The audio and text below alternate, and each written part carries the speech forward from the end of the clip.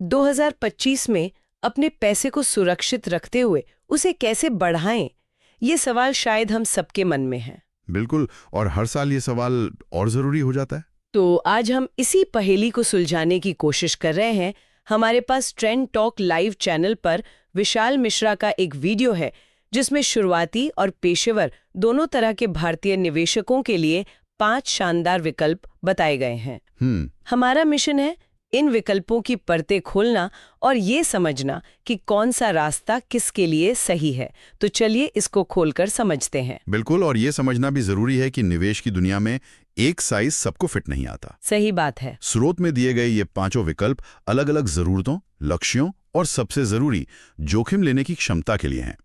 आज हम सिर्फ ये नहीं देखेंगे कि ये विकल्प क्या है, बल्कि ये भी समझेंगे कि इनके पीछे का तर्क क्या है और वो कौन सी छुपी हुई बातें हैं जिन पर अक्सर ध्यान नहीं जाता। एग्जैक्टली। तो अगर किसी को महंगाई को मात देने वाला रिटर्न चाहिए तो उसे बाजार में तो उतरना ही पड़ेगा। जी। स्रोत में इसका सबसे पहला और शायद सबसे सुरक्षित रास्ता बताया गया है, इंडेक्स फंड्स। हाँ, इंडेक्स फंड्स को बाजार में कदम रखने का सबसे सीधा और कह सकते हैं सरल तरीका माना जाता है।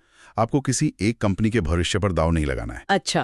आप बस निफ्टी 50 जैसे इंडेक्स में निवेश करते हैं, जिसका मतलब है कि आपका पैसा देश की 50 सबसे बड़ी कंपनियों में उनकी हैसियत के हिसाब से अपने आप बढ़ जाता है। तो एक तरह से पूरे भारत की अर्थव्यवस्था की ग्रोथ पर दांव लगा रहे हैं हम। बिल्कुल, और ऐतिहासिक रूप से जो 12-14% का रिटर्न दिखता है वो इसी विश्वास का नतीजा है। सुनने में तो ये बहुत अच्छा लगता है, मतलब किसी एक कंपनी के डूबने का डर नहीं।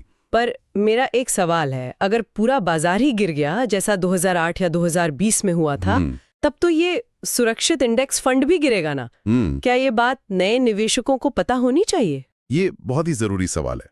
कम जोखिम का मतलब शून्य जोखिम बिल्कुल नहीं है। ओके। अगर सेंसेक्स 20% गिरता है तो आपका इंडेक्स फंड भी लगभग 20% ही गिरेगा। इसकी सुरक्षा इस बात में है कि ये किसी एक खराब स्टॉक की वजह से जीरो नहीं होगा। अच्छा। और जैसे जैसे अर्थव्यवस्था पटरी पर लौटेगी ये भी वापस ऊपर आ जाएगा।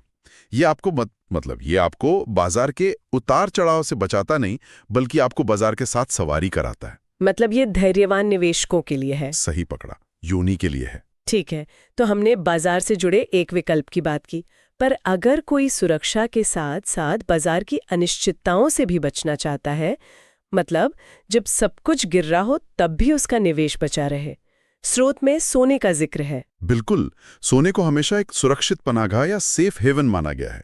स्रोत डिजिटल गोल्ड या गोल्ड ETF की बात करता है। इसका मतलब है कि जब अर्थव्यवस्था में उथल-पुथल होती है, शेयर बाजार गिरता है, तो लोग अपना पैसा निकालकर सोने में लगाते हैं। एक तरह का बीमा है ये। हाँ, एक तरह का बीमा ही है। लेकिन यहां भी एक बारीक बात समझनी होगी। सोना आपको सुरक्षा देता है, पर यह कोई आय नहीं बनाता। आय नहीं बनाता मतलब जैसे आपको शेयरों पर डिविडेंड या प्रॉपर्टी पर किराया मिलता है, वैसा सोने पर कुछ नहीं मिलता।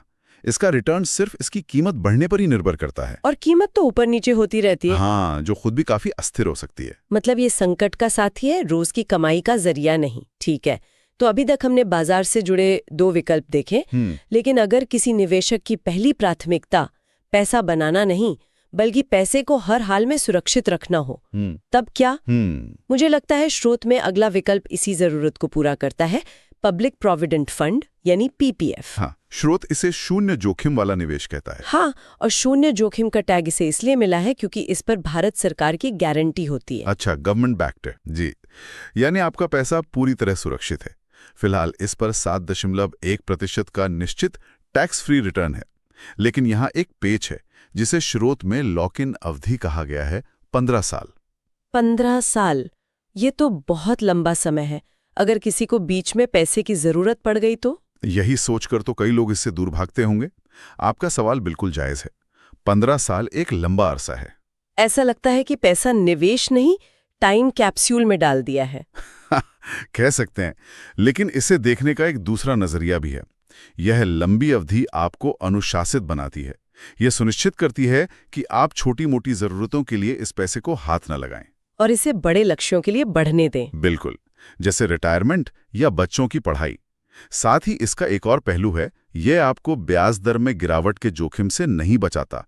अगर सरकार भविष्य में दरें कम करती है तो नए निवेश पर रिटर्न कम हो जाएगा। अच्छा, तो मौजूदा 7.1% की दर को 15 साल के लिए लॉक करना इसका एक बहुत बड़ा फायदा है। बहुत बड़ा। ठीक है, तो ये हुई पूरी तरह सुरक्षित और निश्चित रिटर्न की बात। पर स्रोत में एक और दिलचस्प तरीके का जिक्र है जिससे आप देश की बड़ी बड़ी इमारतों में हिस्सेदार बन सकते हैं, रीट्स। हाँ, रीट्स। एक मिनट, इसका मतलब है कि मैं मुंबई के किसी बड़े शॉपिंग मॉल का एक छोटा सा मालिक बन सकती हूँ, बस कुछ हजार रुपए लगाकर? हाँ, ये सुनने में जितना शानदार लगता है उतना ही ये हकीकत भी है। रीट्स यानी रियल एस्टेट इन्वेस्टमेंट ट्रस्ट्स। ये आपको बड़ी कमर्शियल प्रॉपर्टीज जैसे ऑफिस पार्क, मॉल या वेयरहाउस में हिस्सेदारी खरीदने का मौका देते हैं। आपको दो तरह से फायदा होता है। दो तरह से? कैसे? एक तो उन प्रॉपर्टी से आने वाला किराया जो डिविडेंड के रूप में आपको मिलता है, और दूसरा प्रॉपर्टी की कीमत बढ़ने पर। ये सुनने में तो बहुत ही अच्छा लगता है, लेकिन क्या इसमें कोई प्याज मतलब कोई कैच है? हाँ, आपने जो कैच की बात की वो भी है। पहला, ये शेयर बाजार में लिस्टेड होते हैं तो इनमें भी बाजार के उतार चढ़ाव का असर होता है। ओके। दूसरा, रियल एस्टेट का अपना एक साइकिल होता है। अगर कमर्शियल रियल एस्टेट सेक्टर में मंदी आती है तो रीट्स का प्रदर्शन भी प्रभावित होता है। और तीसरा, ये बहुत ज्यादा लिक्विड नहीं होते। मतलब इन्हें खरीदना बेचना कभी कभी शेयरों जितना आसान नहीं होता। सही कहा। तो अब हमारे पास कई विकल्प है, पीपीएफ, गोल्ड, इंडेक्स फंड, रीट्स।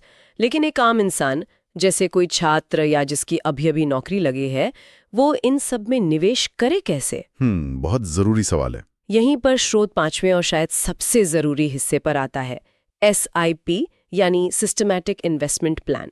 इसे पैसे की ऑटोमेटिक कंपाउंडिंग का जादू कहा गया है। देखिए, SIP अपने आप में कोई निवेश नहीं है, बल्कि निवेश करने का एक तरीका है, एक अनुशासन है। अच्छा, ये एक मेथड है। हाँ, आप इंडेक्स फंड में भी SIP कर सकते हैं या किसी और म्यूचुअल फंड में भी। इसकी सबसे बड़ी ताकत रुपी कॉस्ट एवरेजिंग के सिद्धांत में छुपी है। वो क्या होता है? आसान भाषा में, जब बाजार महंगा होता है तो आपके तय पैसों में कम यूनिट्स आती हैं। ओके। और जब बाजार सस्ता होता है तो उतने ही पैसों में ज्यादा यूनिट्स आ जाती हैं। इससे लंबे समय में आपकी खरीद की औसत कीमत कम हो जाती है। लेकिन इसमें तो कहा जाता है कि रिटर्न की कोई गारंटी नहीं होती। नहीं होती। अगर किसी ने 15 साल तक SIP की और अंत में बाजार नीचे चला गया तो उसका क्या होगा? ये डर तो कई लोगों को निवेश करने से रोकता है। ये डर स्वाभाविक है और ये सच है कि SIP में रिटर्न की गारंटी नहीं होती, लेकिन इसका जवाब अनुशासन में ही छिपा है। अनुशासन में? हाँ, जब बाजार गिर रहा होता है तो ज्यादातर लोग डरकर अपनी SIP रोक देते हैं, जबकि वही समय होता है ज्यादा यूनिट्स खरीदने का, सस्ता खरीदने का। बिल्कुल। इसीलिए SIP को एक मैराथन की तरह देखना चाहिए, स्प्रिंट की तरह नहीं।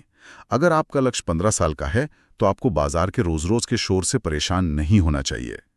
इतिहास यही बताता है। इसी बात को साबित करने के लिए स्रोत में एक बहुत अच्छी कहानी भी है। हाँ, वो उदाहरण बहुत अच्छा है। एक दोस्त का उदाहरण है जिसने 2020 में सिर्फ 1500 रुपए की मासिक SIP शुरू की।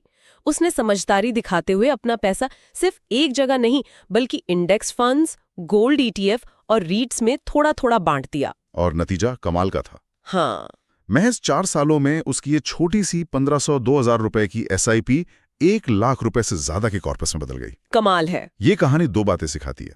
पहली, शुरुआत करने के लिए बड़ी रकम का इंतजार करना सबसे बड़ी गलती है। और दूसरी, विविधीकरण यानी अपने अंडों को अलग अलग टोकरियों में रखना कितना जरूरी है। अगर एक एसेट क्लास अच्छा प्रदर्शन नहीं कर रहा तो दूसरा उसे संभाल लेता है। सही बात है। तो कुल मिलाकर आज हमने 2025 के लिए एक पूरा निवेश का टूलकिट तैयार कर लिया है। हाँ, कह सकते हैं। PPF है बिल्कुल सुरक्षित और गारंटी वाली रिटर्न्स के लिए। डिजिटल गोल्ड है आर्थिक तूफान से बचाने वाले बीमे की तरह। इंडेक्स फंड्स हैं पूरी अर्थव्यवस्था की ग्रोथ में हिस्सा लेने के लिए। रीट्स हैं बिना प्रॉपर्टी खरीदे किराए की कमाई के लिए। और इन सब तक पहुंचने का अनुशासित रास्ता है SIP। बहुत अच्छा सारांश है। स्रोत का एक आखिरी सुझाव भी बहुत काम का है। इनमें से किसी एक से शुरू करें और कम से कम 6 महीने तक टिके रहें, आदत बन जाएगी। बिल्कुल, कंसिस्टेंसी ही सब कुछ है। इस पूरी चर्चा में हमने ये तो समझ लिया कि क्या और कहाँ निवेश करना है। हाँ, लेकिन एक बात मैं सोचने के लिए छोड़ना चाहता हूँ। निवेश में सबसे बड़ा जोखिम बाजार का उतार चढ़ाव नहीं, बल्कि निवेशक का अपना व्यवहार और अनुशासन होता है। ये तो गहरी बात है। जब इतने सारे अच्छे विकल्प सामने हों, तो क्या असली चुनौती सही फंड या सही विकल्प चुनना है, या फिर चुने हुए रास्ते पर बाजार के शोर और अपनी भावनाओं के बावजूद लगातार बने रहने की है?